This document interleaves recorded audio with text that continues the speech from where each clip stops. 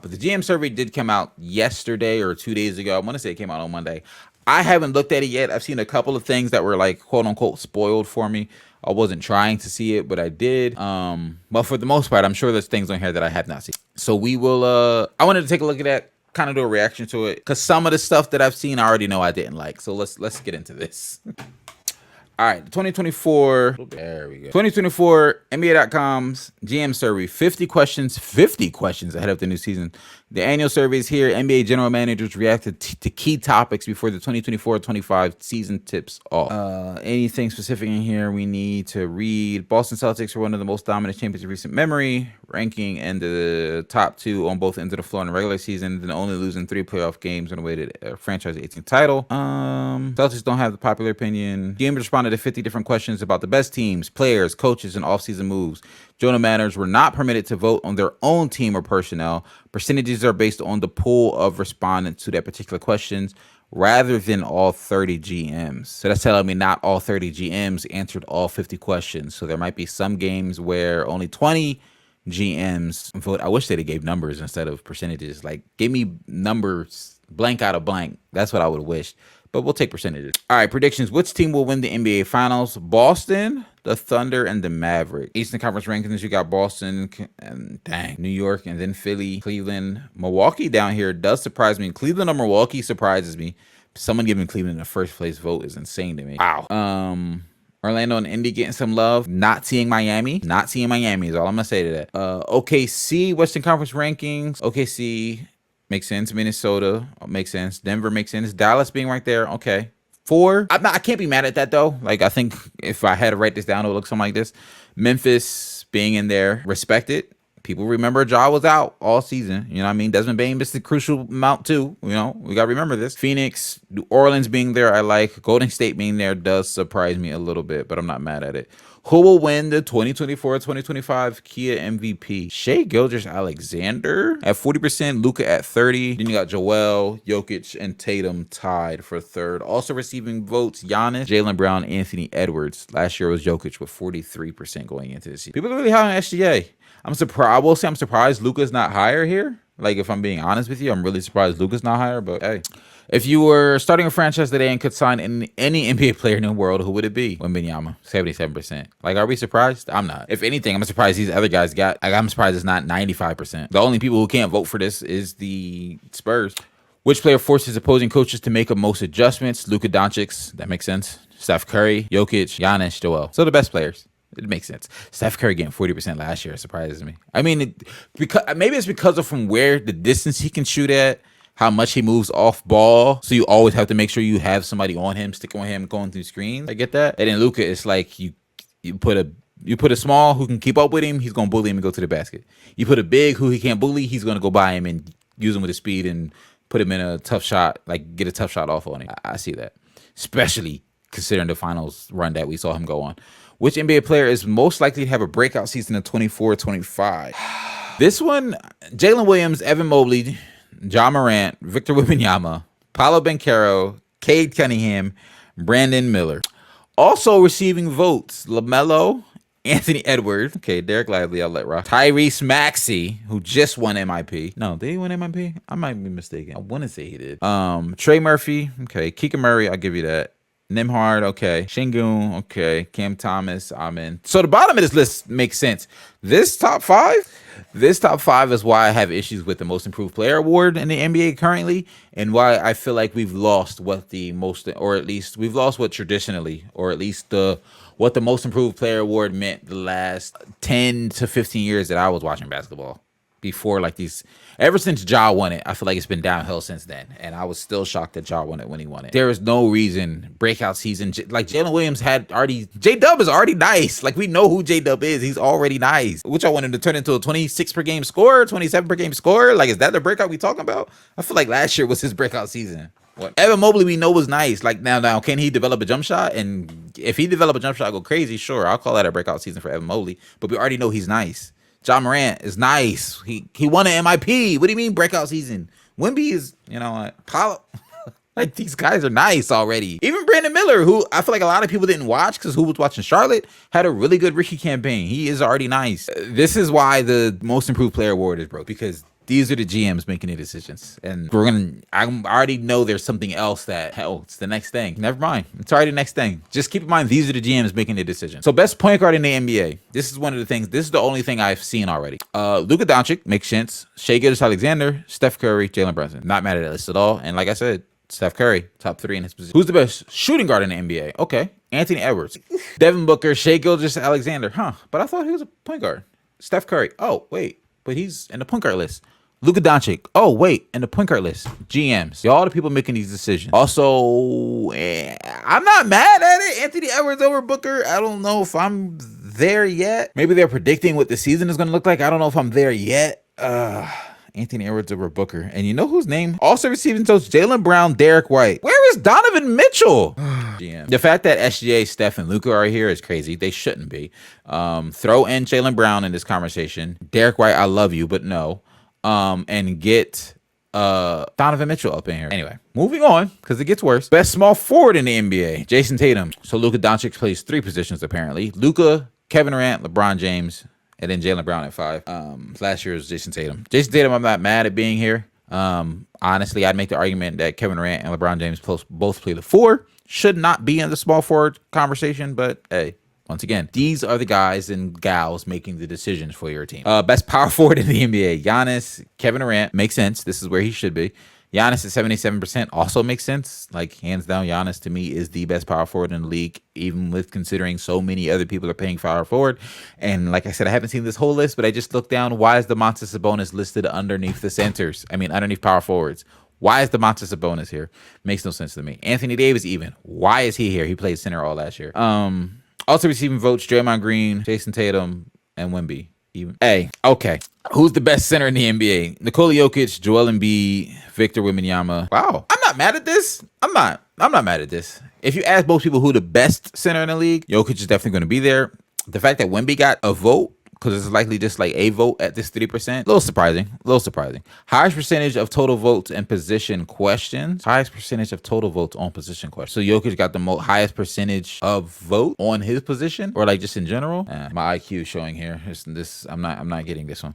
Off-season moves. Which team had the best overall moves this off-season?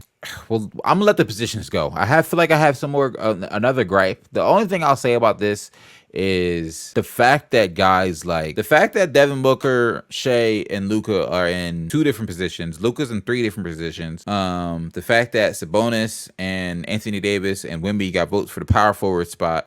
LeBron and Kevin Durant being in small forwards when I think they should be in the power forward consideration, but maybe they put them there because they knew Giannis was going to win the power forward one. It's just surprising to me is all I'll say. It's surprising to me where these people are and what these GMs voted for.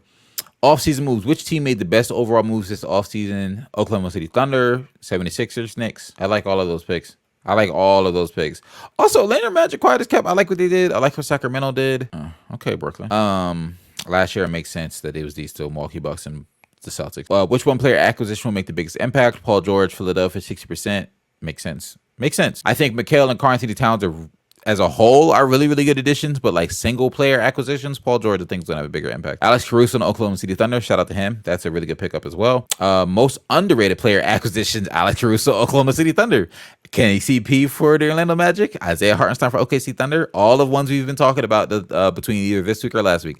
Tyus Jones, Klay Thompson, Chris Paul, all very underrated pickups. Kyle Anderson was a good pickup for Golden State. I'm going to talk about that when we were talking about them. Dante, we talked about. Josh Giddey, we talked about. Caleb Martin, we talked about last week. I think it's a good pickup. I got thoughts on Philly at the end. Which team will be most improved? Memphis Grizzlies makes sense just because they're healthy. San Antonio Spurs. And 6 Philly, also because we'll be healthy. I like that. What was the most surprising move this offseason? Got to be Karl-Anthony Towns in New York. This one, I guess you can say it was surprising, like, as a whole. But I wasn't surprised once it happened because it was like, that's all everybody was talking about for like weeks. The writing was on the wall there. DeMar to Sacramento, that definitely did surprise me. Mikal to New York, kind of surprised me, but not really. Number 1 draft pick? I could see that. Also receiving votes, Denny Avaggia to Portland, Tyus Jones to Phoenix, Caleb DeJounte Murray. Oh, excuse me. Mercy. Clearly I'm tired. It is 9:14. Rookies and international. Who in Rookie of the Year? Reed Shepard from Houston. A lot of people are talking about Reed Shepard. I'm excited. That's one of the other reasons I'm excited to see him. Zach Edey from Memphis. And Stephon Castle for San Antonio. All three of those rookies I'm excited to see as well. Which rookie will be the best player in 5 years? Reed Shepard, Castle, Zachary Richashar from Atlanta. I probably butchered his name. I apologize. I got to watch more Atlanta games to figure out how that's pronounced. Bob Carrington, Alex Sarr from Washington. Okay. Rookie was the biggest steal at where they were selected in the draft. Y'all know me. I'm not a draft guy. We're going to move past this part. Best international players. Got to be Jokic. Doesn't surprise me. Wemby being here once again. One of these GMs is loving Wemby. Who is the best international player not in the NBA? Okay. Nikola Mirotic's getting some love. Okay. Seti Osman. Marjanovic. Okay. I ain't mad at that. Who's the best defensive player in the NBA? Wemby with 40% of the votes. I'm not mad at it. Will say I'm surprised that the GMs went this way, but I am not mad at it. Bam, Rudy, Drew, all sharing 10%. Shout out to Rudy still getting some love. Bam getting some deserved love. Giannis. Hey, Herb Jones better make an all-defensive team this year. That's all I got to say about that. Alex Caruso got some love. Jaden McDaniels got some love. Marcus Smart, of course, got some love. Okay. Best perimeter defender in the NBA, still Drew Holiday by a landslide. Alex Caruso's up there. Herb Jones better make an all-defensive team. Lou Dort, I love it. Best interior defender in the NBA, Vic, then Rudy. I like that this is close because it's specifically interior. If you ask me, Rudy Gobert is still the best interior defender in the NBA. Wemby is right there. Wemby just has the ability to do a whole lot more stuff too. Like he can play in good defensive space and stuff as well. Most versatile defender in the NBA is Giannis. Dang, this is actually pretty split. Giannis, OG, Wemby. Okay, Bam at 10%. I would have had. I think I would have. Giannis, I'm not mad at. I would have did either Giannis or Bam. Probably gave the nod to Bam. Jonathan Isaac, I like up in here. Herb Jones, Jaden McDaniels, I like here as well. Bam, I would give it to because Bam really can play. Like for a possession too. I'm not gonna put him on a point guard. But if he gets switched into a point guard, I ain't worried. What's the best defensive team in the NBA? The Boston Celtics makes sense. Timberwolves and Thunder. I like that for the Thunder. Best coach in the NBA. Eric Spoelstra, Mark Daigneault for the Thunder. Okay. Steve Kerr still getting love. The discourse around Steve Kerr and his coaching ability is so interesting to me. If you ask most people on NBA Twitter, they're going to say Steve Kerr can't coach. But apparently if you ask the guys who make the decisions in the NBA, the GMs, 7% of them, or at least 7% of the people who voted for this, so at least one or two, think Steve Kerr is the best coach in the NBA. Which head coach is the best manager, motivator of people? And I think this is where Steve Kerr's coaching comes into play because a lot of people say maybe his X and O's aren't great, but he's a great manager and motivator of people. Joe Mazzulla is up there. Greg Popovich. Take this man off this list. That's just me. Which head coach makes the best end game adjustments? Okay, Tyronn Lue. Yeah. I think this is running off a reputation still. I ain't gonna lie to you. When I watch the Clippers, I don't feel like I watch him make the Clippers specifically make a lot of end game adjustments when I watch the Clippers. But I know he's capable of it. That's just a personal feeling for me. Personally, I would have went with Eric Spoelstra. But I know Tyronn Lue has the capability, but personally, I would have went to Eric Spoelstra. I mean, you see the voting is close. Which head coach runs the best offense? Rick Carlisle, Indiana. Not mad at that. Joe Mazzulla, Boston. Chris Finch, Minnesota. Steve Kerr. Nick Nurse, Philly. I like that. Okay. Would not have said Eric Spoelstra, Miami. I get the idea. Would not have said it.